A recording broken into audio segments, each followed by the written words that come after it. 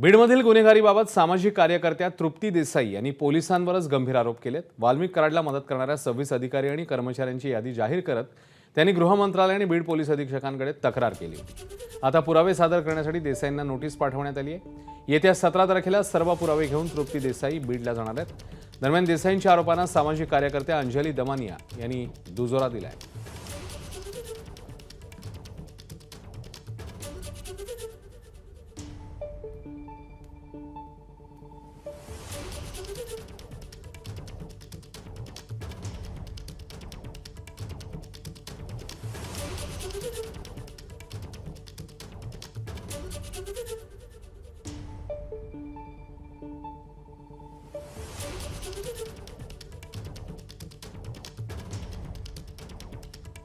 जानेवारीला मी जी तक्रार केलेली होती गृहमंत्र्यांकडे आणि बीड एसपींकडे की वाल्मिक कराडच्या मर्जीतले 26 पोलीस अधिकारी आणि कर्मचारी जे भ्रष्ट आहेत, काही जण हप्ते गोळा करतात, काही जण जे आहेत ते वाल्मिक कराडच्या आशीर्वादामुळे अनेक जणांना गुन्ह्यातून त्यांनी जे आहे ते पाठीशी घातलेलं आहे आणि असे सगळे पुरावे ज्यांचे आहेत अशी लिस्ट मी जाहीर केलेली होती आणि त्याच अधिकाऱ्यांचे पुरावे घेऊन आता तुम्ही जबाबाला यावं अशा पद्धतीची नोटीस मला आलेली आहे। त्यामुळे सोमवारी 17 मार्च रोजी सकाळी 11:30 वाजता बीडच्या पोलीस अधीक्षक कार्यालयामध्ये हे सगळे पुरावे घेऊन मी जाणार आहे।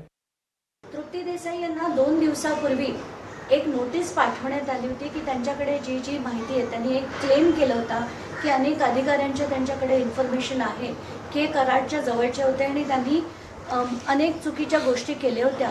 तर त्याचा खुलासा करण्यासाठी त्यांना एक नोटीस सर्व करण्यात आली होती।